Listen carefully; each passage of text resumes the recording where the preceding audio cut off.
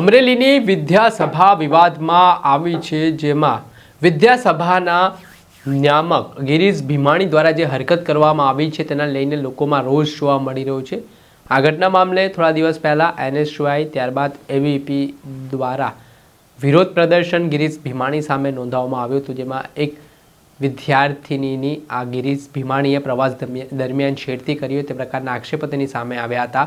આને લઈને હવે પાટીદાર સમાજના મહિલા નેતા જિગીશા પટેલ મેદાને આવ્યા છે અને તેમણે શું વાત કહી છે, વિગતે વાત કરીએ। વૈષ્ણવજન તો તેને કહીએ જે પીડ પરાઈ જાનાને રે।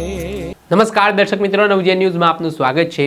અમરેલીમાં આવેલી વિદ્યાસભામાં નિયામક તરીકે ફરજ બજાવનાર ગિરીશ ભીમાણીએ જે હરકત કરી છે તેના કારણે ઘેરા પ્રત્યાઘાત પડ્યા છે, જેમાં થોડાક દિવસ પહેલાં વિદ્યાસભામાંથી રાજસ્થાન વિદ્યાર્થિનીઓ છે તેમને પ્રવાસ અર્થે લઈ જવામાં આવ્યા હતા।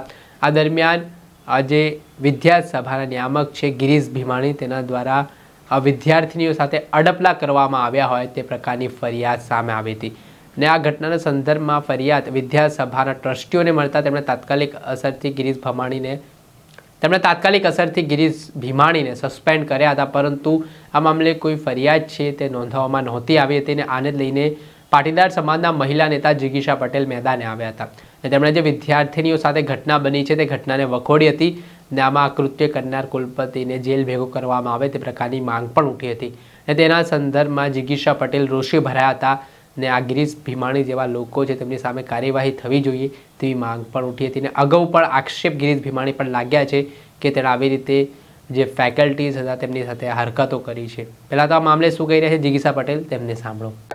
નમસ્કાર, હું છું જિગીશા પટેલ। આજે આપણે અમરેલી ખાતે અહીંયા ગજેરા કેમ્પસની પાસે ઊભા છીએ। થોડા દિવસથી ઘટના તમારા ધ્યાને આવી હશે કે અહીંયાના એક ગિરીશભાઈ ભીમાણી કરીને છે, જેને દીકરીઓને પ્રવાસમાં લઈ ગયા હતા અને પ્રવાસના ટાઈમે દીકરીઓને દારૂ પીધેલી હાલતમાં એની છેડતી કરવામાં આવી અને એમાં ગિરીશભાઈ ભીમાણીનું નામ ખુલ્યું અને સંકુલ જે ગજેરા કેમ્પસ છે એમણે એને સસ્પેન્ડ કરી દીધા। જો કે બહુ સારી વાત છે, સસ્પેન્ડ કરી દીધા, પરંતુ મારે અહીંયાના ટ્રસ્ટીઓને ખાલી એટલું જ કહેવું છે કે સસ્પેન્ડ કર્યા ને એની સાથે સાથે તમારે દીકરીઓની બહારે ઊભું રહી અને આવા લોકોની વિરુદ્ધમાં તમારે ફરિયાદ કરાવડાવવી જોઈએ। ખાલી સસ્પેન્ડ કરી દેવાથી એનું પરિણામ નથી આવવાનું, એ કહેવાય ને એની સજા નથી મળવાની। એના માટે તમારે સાથે ઊભું રહેવું જોઈતું હતું દીકરીઓને અને એની સામે ફરિયાદ કરાવી જોઈતી હતી ને એની સામે યોગ્ય પગલાં લેવા જોઈતા હતા। હું તમને બીજી ઘટના પણ અહીંયાની વર્ણવું। મને વાકિયા ગામના લોકો દ્વારા જે કહેવામાં આવ્યું છે એ હું તમારી સામે કહું છું કે વાકિયા ગામની અંદર એક સ્કૂલની અંદર એક પ્રિન્સિપલ છે, પ્રિન્સિપલ હતા કે જેણે એક 10મા ધોરણની દીકરી ઉપર શારીરિક અડપલા કર્યા હતા અને ગામના લોકોએ એને 24 કલાક માટે અહીંયા સ્કૂલમાં ગોંધી રાખ્યા હતા। 1 વર્ષ સુધી સ્કૂલે ગયા નથી। એ ભાઈ અહીંયા ડિરેક્ટર છે અત્યારે।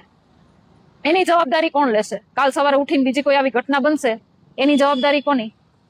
બીજી એક ઘટના વર્ણવું। અહીંયા બીજા એક ડિરેક્ટર છે જેના આવા શારીરિક અડપલાના ત્રાસથી કેટલી દીકરીઓ અહીંયાથી નોકરી છોડીને જતી રહી છે, એની જવાબદારી કોણ લેશે? ગયા વર્ષે બી અહીંયાથી એક સ્ટાફનો પ્રવાસ ગયો હતો। એ સ્ટાફનો પ્રવાસ ગયો હતો ને એમાં સ્ટાફમાં જે દીકરીઓ હતી ને એમની એકની સાથે પણ છેડતીનો પ્રયત્ન કરવામાં આવ્યો હતો, પણ આ ઘટનાને ક્યાંક ને ક્યાંક ડામી દેવામાં આવી। મારે વસંતભાઈ ગજેરાને કહેવું છે કે વસંતભાઈ ગજેરા, તમે જો આ મેનેજમેન્ટ સરખી રીતે ન કરી શકતા હોય તો મહેરબાની કરીને આ કેમ્પસને બંધ કરી દો। સમાજની દીકરીઓ આટલી બધી હેરાન થતી હોય અને જો તમે એને આવી ઘટનાઓને ડામવામાં પડ્યા હોય ને તો ખરેખર આપણને શરમ આવવી જોઈએ। આ બાબત એવી છે, એટલી સેન્સિટિવ છે કે તમારે દીકરીઓની સાથે ઊભા રહે અને આવા લોકોને સબક શીખડાવવો જોઈએ કે જેથી કરીને આવી ઘટનાઓ બીજી વખત ના થાય। તમારે એનું ઉદાહરણ પૂરું પાડવું જોઈએ। એને બદલે તમારી સંસ્થાનું નામ બચાવવા માટે થઈને તમે આવી ઘટનાને ક્યાંક ને ક્યાંક હગે વગે કરવાની કોશિશ કરી રહ્યા છો ને તદ્દન ખોટું છે। મહેરબાની કરીને આવી સંસ્થાઓ બંધ કરી દો। અને હું દીકરીઓને પણ કહેવા માંગુ છું કે આવી ક્યાંય પણ તમારી સાથે આવી કોઈ ઘટના બનતી હોય તો કોઈના પણ દબાવમાં આવ્યા વગર, ડર્યા વગર અમારો સંપર્ક કરો। હું જિગીશા પટેલ આપની સાથે ઊભી રહીશ અને આપને જ્યાં સુધી ન્યાય નહીં મળે ત્યાં સુધી આપની સાથે રહીશ। જય હિન્દ, જય ભારત। આપણે સાંભળ્યા હતા પાટીદાર સમાજના મહિલા નેતા, તેમના દ્વારા જે વિદ્યાસભાના કુલપતિ છે ગિરીશ ભીમાણી, તેમની સામે જે ગંભીર આક્ષેપો થયા છે તેને લઈને મામલો ગરમાયો છે। હવે એવી વાત પણ મળી રહી છે કે જે વિદ્યાસભાના જે ટ્રસ્ટી મંડળના લોકો છે તેઓ દ્વારા સ્થાનિક પોલીસ સ્ટેશનમાં ફરિયાદ પણ નોંધવામાં આવી રહી છે. દર્શક મિત્રો, આવા જ નવા વિડીયો સાથે આપને માહિતગાર કરતા રહીશું, એટલે નવજીવન ન્યૂઝ જોતા રહો.